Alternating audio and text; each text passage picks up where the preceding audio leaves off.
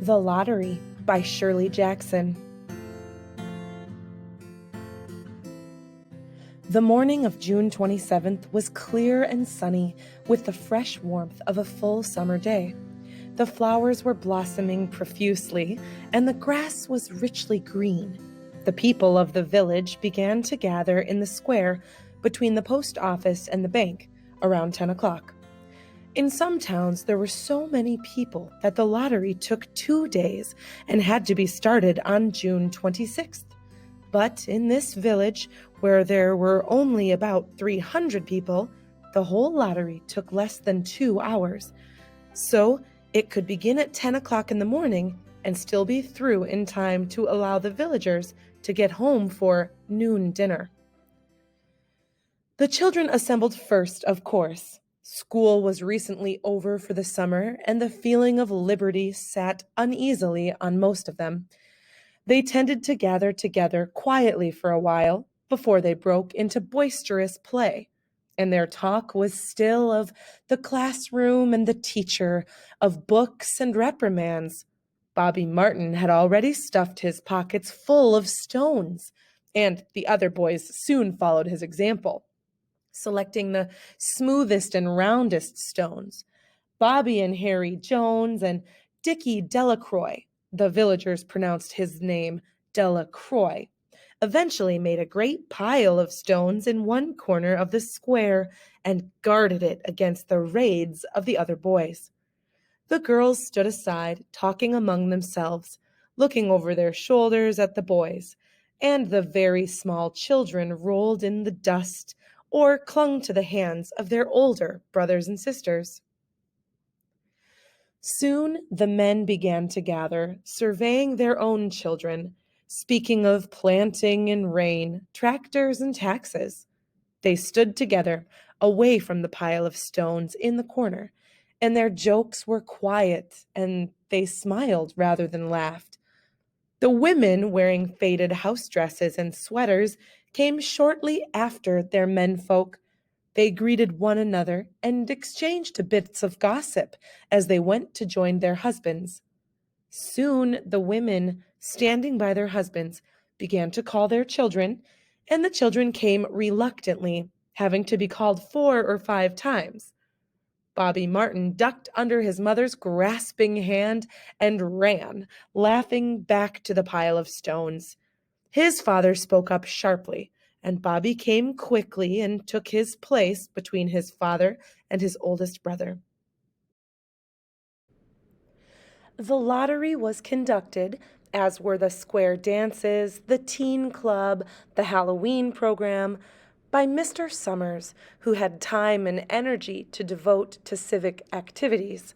He was a round-faced, jovial man, and he ran the coal business, and people were sorry for him because he had no children and his wife was a scold.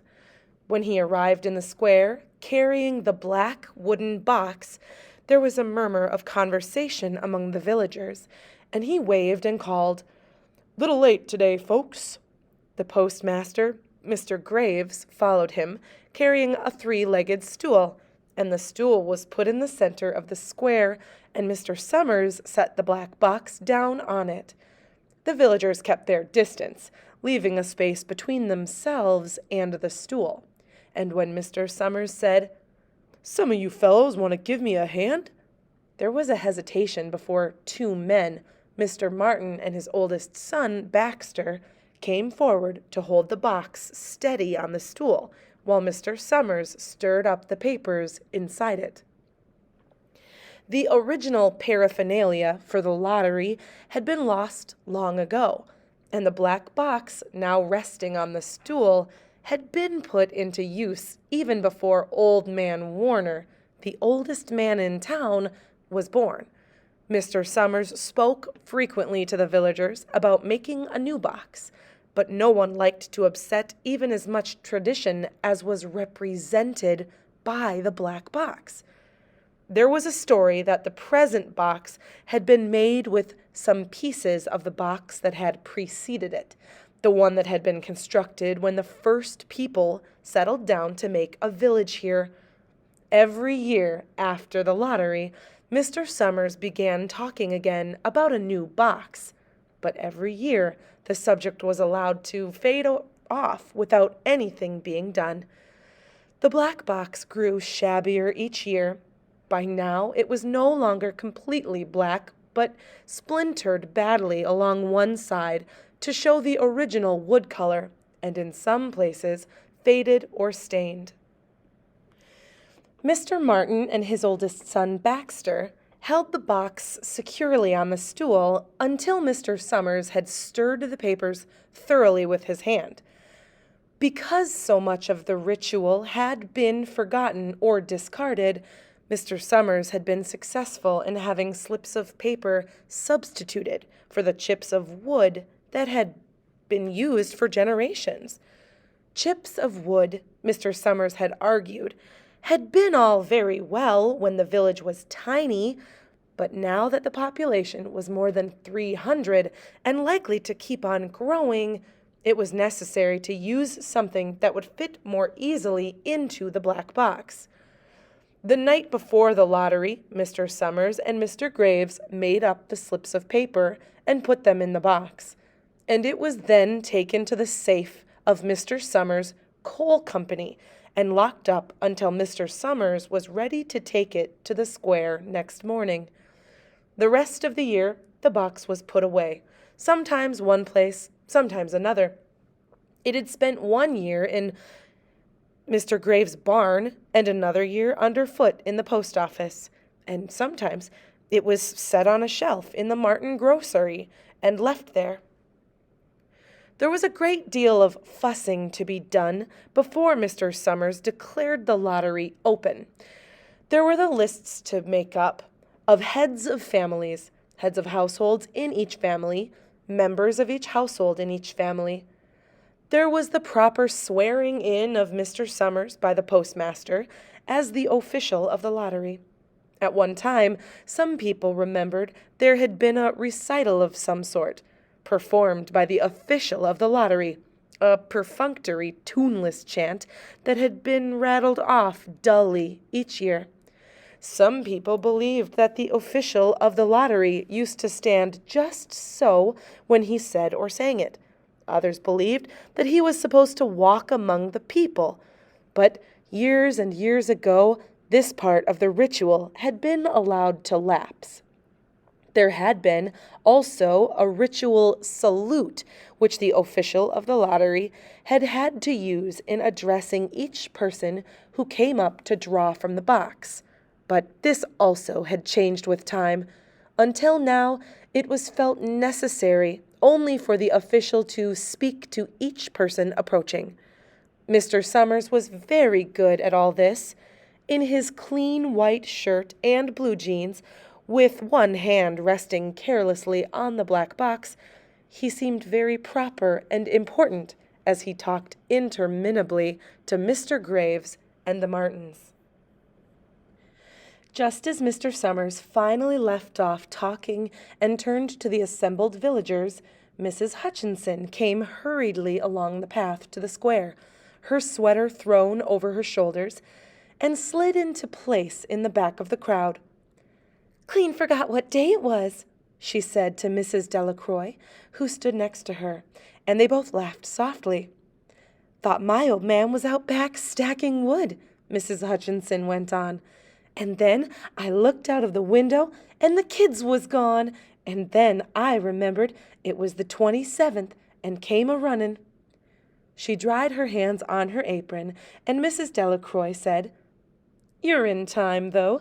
They're still talking away up there."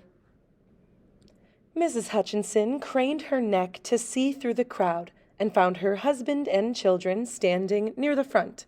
She tapped Mrs. Delacroix on the arm as a farewell and began to make her way through the crowd. The people separated good-humoredly to let her through. 2 or 3 people said, in voices just loud enough to be heard across the crowd, "Here comes your Mrs. Hutchinson," and "Bill, she made it after all."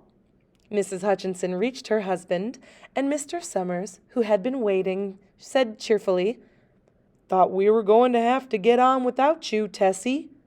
Mrs. Hutchinson said, grinning.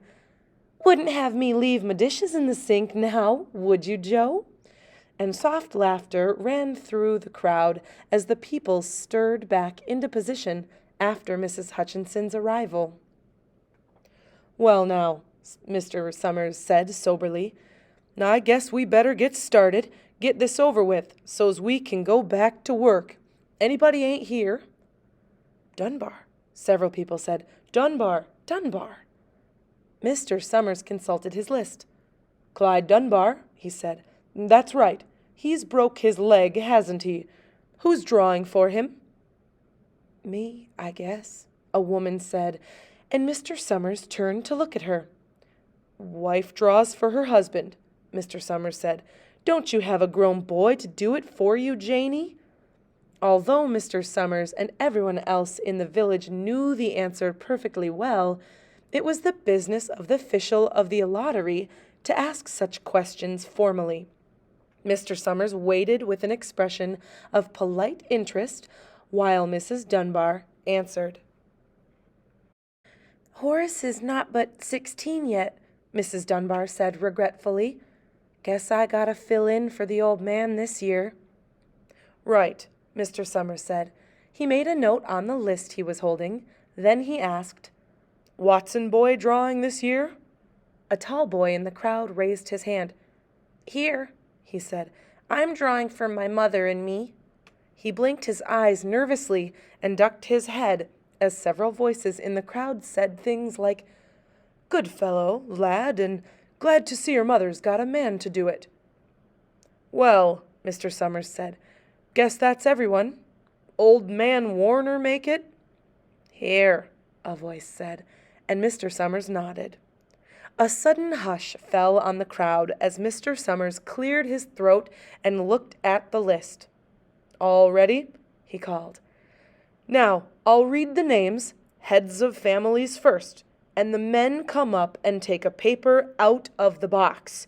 Keep the paper folded in your hand without looking at it until everyone has had a turn. Everything clear? The people had done it so many times that they only half listened to the directions. Most of them were quiet, wetting their lips, not looking around. Then Mr. Summers raised one hand high and said, Adams.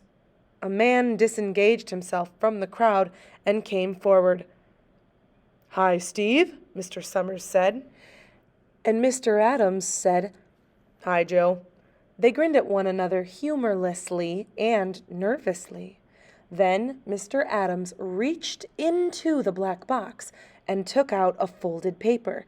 He held it firmly by one corner as he turned and went hastily back to his place in the crowd, where he stood a little apart from his family, not looking down at his hand.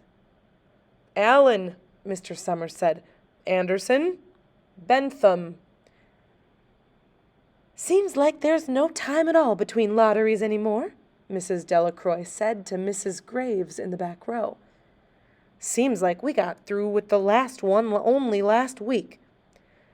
Time sure goes fast, Mrs. Graves said. Clark. Delacroix. There goes my old man, Mrs. Delacroix said. She held her breath while her husband went forward. Dunbar, Mr. Summers said. And Mrs. Dunbar went steadily to the box while one of the women said, Go on, Janie, and another said, There she goes. Where next? Mrs. Graves said. She watched while Mr. Graves came around from the side of the box, greeted Mr. Summers gravely, and selected a slip of paper from the box. By now, all through the crowd, there were men holding the small folded papers in their large hand, turning them over and over nervously. Mrs. Dunbar and her two sons stood together, Mrs. Dunbar holding the slip of paper. Harbert Hutchinson. Get up there, Bill, Mrs. Hutchinson said, and the people near her laughed. Jones. They do say, Mr. Adams said to Old Man Warner, who stood next to him, that over in the North Village They're talking of giving up the lottery." Old Man Warner snorted. "Pack of crazy fools," he said. "Listening to the young folks, nothing's good enough for them. Next thing you know, they'll be wanting to go back to living in caves. Nobody work anymore. Live that way for a while. Used to be saying about lottery in June, corn be heavy soon. First thing you know, we'd all be eating stewed chickweed and acorns. There's always been a lottery," he added petulantly. "Bad enough to see young Joe Summers up there joking with everybody." "Some places have already quit lotteries," Mrs. Adams said. "Nothing but trouble in that," old Man Warner said stoutly. "Pack of young fools." "Martin," and Bobby Martin watched his father go forward. "Overdyke. Percy." "I wish they'd hurry," Mrs. Dunbar said to her older son. "I wish they'd hurry." "They're almost through," her son said. "You get ready to run tell Dad," Mrs. Dunbar said. Mr. Summers called his own name and then stepped forward precisely and selected a slip from the box. Then he called, "Warner." "77th year I've been in the lottery," Old Man Warner said as he went through the crowd. "77th time." "Watson." The tall boy came awkwardly through the crowd. Someone said, "Don't be nervous, Jack." And Mr. Summers said, "Take your time, son." "Zanini." After that, there was a long pause, a breathless pause, until Mr. Summers, holding his slip of paper in the air, said, "All right, fellows." For a minute, no one moved, and then all the slips of paper were opened. Suddenly, all the women began to speak at once, saying, "Who is it? Who's got it? Is it the Dunbars? Is it the Watsons?" Then the voices began to say, "It's Hutchinson. It's Bill. Bill Hutchinson's got it." "Go tell your father," Mrs. Dunbar said to her older son. People began to look around to see the Hutchinsons. Bill Hutchinson was standing quietly, staring down at the paper in his hand. Suddenly, Tessie Hutchinson shouted to Mr. Summers, "You didn't give him time enough to take any paper he wanted. I saw you. It wasn't fair." "Be a good sport, Tessie," Mrs. Delacroix called, and Mrs. Graves said, "All of us took the same chance." "Shut up, Tessie," Bill Hutchinson said. "Well, everyone," Mr. Summers said, "that was done pretty fast, and now we've got to be hurrying a little more to get done in time." He consulted his next list. "Bill," he said, "you draw for the Hutchinson family. You got any other households in the Hutchinsons?" "There's Don and Eva," Mrs. Hutchinson yelled. "Make them take their chance."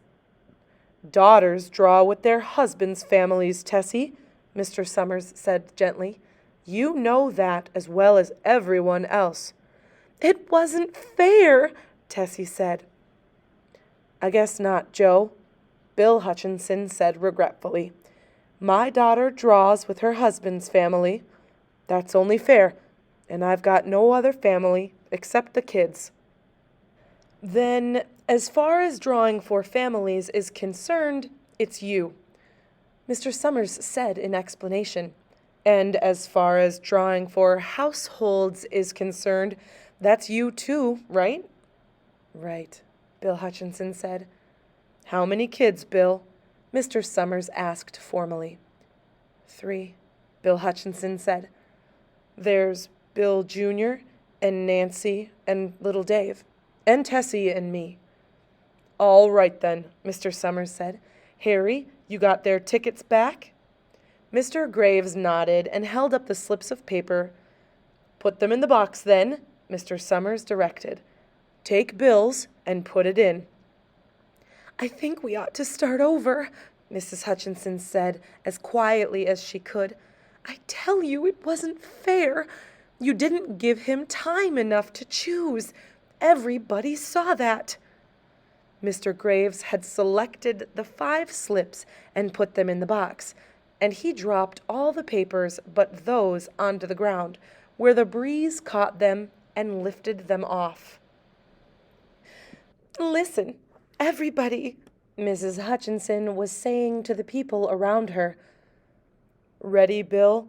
Mr. Summers asked, and Bill Hutchinson, with one quick glance around at his wife and children, nodded. "Remember," Mr. Summers said, "take the slips and keep them folded until each person has taken one. Harry, you help little Dave." Mr. Graves took the hand of the little boy who came willingly with him up to the box. "Take a paper out of the box, Davy," Mr. Summers said. Davy put his hand into the box and laughed. "Just take one paper," Mr. Summers said. "Harry, you hold it for him."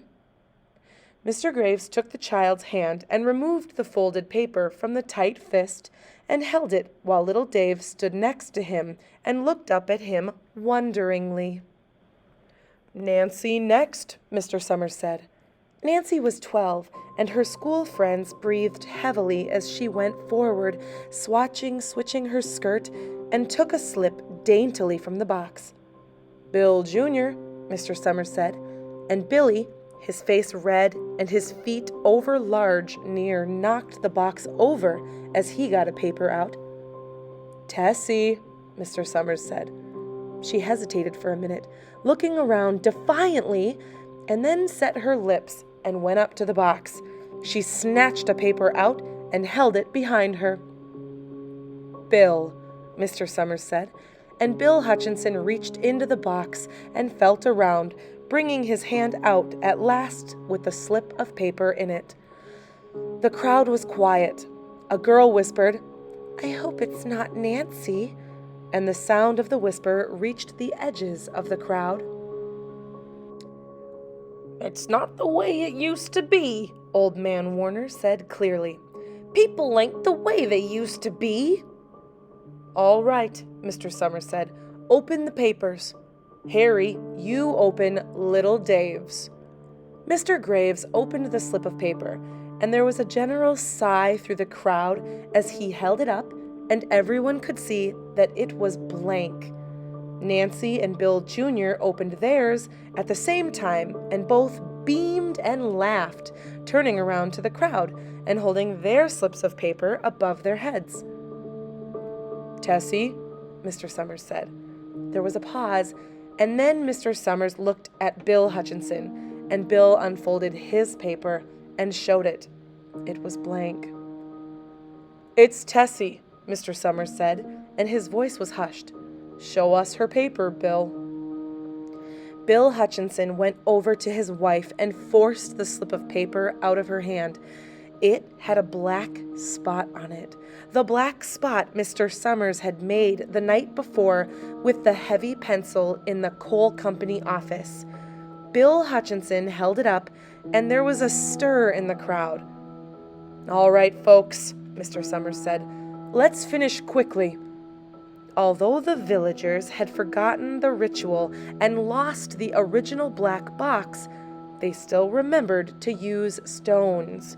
The pile of stones the boys had made earlier was ready. There were stones on the ground with the blowing scraps of paper that had come out of the box. Delacroix selected a stone so large she had to pick it up with both hands and turned to Mrs. Dunbar. "Come on," she said. "Hurry up." Mrs. Dunbar had large stones in both hands, and she said, grasping the breath, "I can't run at all. You'll have to go ahead, and I'll catch up with you." The children had stones already, and someone gave little Davy Hutchinson a few pebbles. Tessie Hutchinson was in the center of a cleared space by now, and she held her hands out desperately as the villagers moved in on her. "It isn't fair," she said.